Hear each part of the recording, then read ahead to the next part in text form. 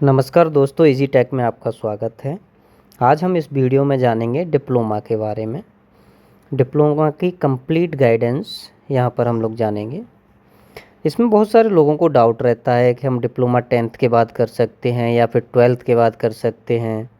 Admission का process क्या रहता है, क्या डिप्लोमा के लिए कोई एंट्रेंस एग्ज़ाम होता है, फ़ीस कितनी रहेगी, डिप्लोमा करने के बाद कोई कैरियर है या फिर नहीं है, अगर कैरियर है तो सैलरी कितना रहेगा। ये सारे क्वेश्चन के आंसर आज हम इस वीडियो में देखेंगे।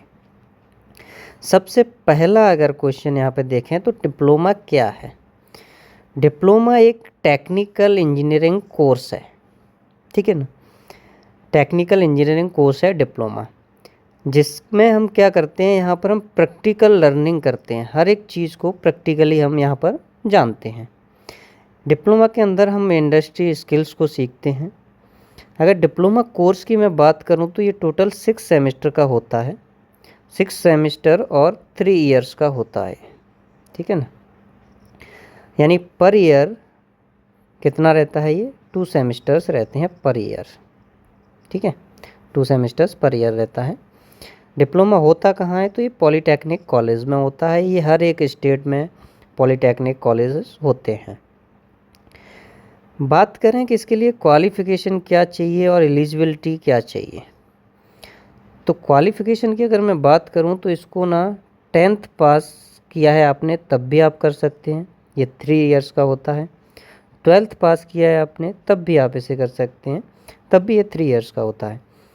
कुछ स्टेट्स में क्या होता है, अगर आपने 12th किया है, आपने IIT कर रखा है, तो इसमें एक लेटरल एंट्री का भी ऑप्शन रहता है।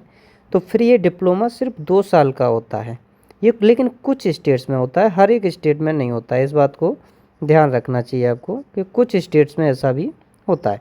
बट मैं आपको हाईली रिकमेंड करूँगा, आपने 12th कर लिया है तब भी आप 3 ईयर वाला कोर्स करिए, और 10th कर लिया है तब भी आप 3 इयर्स वाला ही कोर्स करिए, ठीक है ना। एडमिशन का प्रोसेस क्या है, तो एडमिशन का प्रोसेस क्या है, इसका एक तो एंट्रेंस एग्ज़ाम होता है, और कई प्राइवेट कॉलेज में ये मेरिट बेस पे भी इसमें एडमिशन मिलता है। एंट्रेंस एग्ज़ाम आपने दिया है तो आपका कुछ रैंक आएगा। रैंक के अकॉर्डिंग क्या होता है, काउंसलिंग होती है, और काउंसलिंग से फिर क्या होता है, सीट अलॉटमेंट होता है इसके अंदर कि कौन सा गवर्नमेंट कॉलेज आपको मिलेगा। कौन कौन से एंट्रेंस एग्ज़ाम होते हैं ये स्टेट वाइज डिपेंड करता है। तो मेजर कुछ पॉलीटेक्निक एग्ज़ाम से मैंने यहाँ पर लिया है, जैसे कि जेई कप होता है, ये यूपी के लिए होता है। यूपी स्टेट के लिए कौन सा होता है, जेई कप होता है। दिल्ली सीईटी होता है, बिहार पॉलीटेक्निक होता है, हरियाणा डीईटी होता है, महाराष्ट्र पॉलीटेक्निक होता है। स्टेट एंट्रेंस एग्ज़ाम्स होते हैं, ठीक है ना। तो ये कुछ पॉलीटेक्निक एग्ज़ाम्स हैं जिनको आप क्या करते हैं, एग्ज़ाम देंगे। इनका कोर्स सिलेबस क्या रहेगा वो भी मैं एक वीडियो आपको यहाँ पर शेयर करूँगा, तो डिटेल में हम जानेंगे कि जो ये जेई कप होता है उसका क्या सिलेबस रहेगा, क्या क्राइटेरिया रहता है, कितने मार्क्स हमें लाने पड़ेंगे, ठीक है ना। ये सब भी हम जानेंगे। अभी मैं बात करूं कि इसमें ब्रांच सिलेक्शन का, जब भी आपका कोई एंट्रेंस एग्ज़ाम निकलता है तो उसके बाद आप एडमिशन लेने जाएंगे कॉलेज में, तो आपको किस ब्रांच में एडमिशन लेना है ये भी आपको जानकारी होना चाहिए।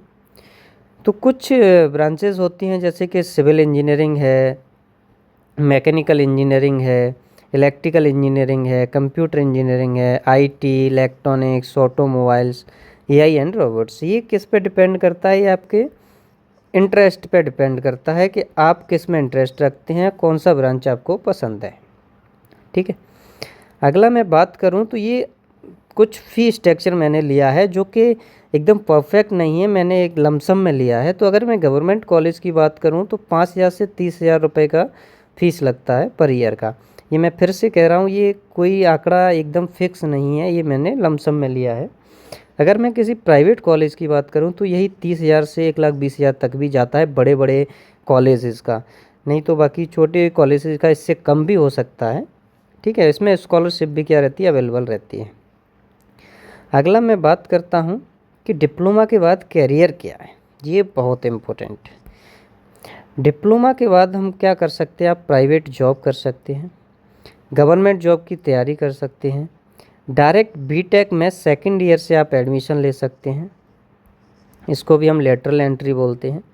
और हायर स्टडीज़ के लिए भी आप जा सकते हैं, ठीक है ना। डिप्लोमा के बाद अगर जॉब लगती है तो क्या पैकेज रहेगा, कुछ लोगों का ये डाउट हो सकता है सैलरी। तो मैं जहाँ तक जानता हूँ कि फ्रेशर्स की अगर मैं बात करूँ तो 15,000 से 35,000 तक पर मंथ सैलरी रहती है। एक्सपीरियंस की बात करूँ तो 40,000 प्लस भी जाती है। ये सबसे मेजर पॉइंट क्या है, ये skills is equal to higher salary. आपके पास अगर आप स्किल्ड हैं तो आपको एज ए फ्रेशर भी कोई 35 के देने के लिए रेडी हो जाएगा, और आपके पास अगर स्किल्स नहीं है तो 15,000 भी लेना थोड़ा सा मुश्किल हो सकता है। स्किल्स पे सारा डिपेंड करता है।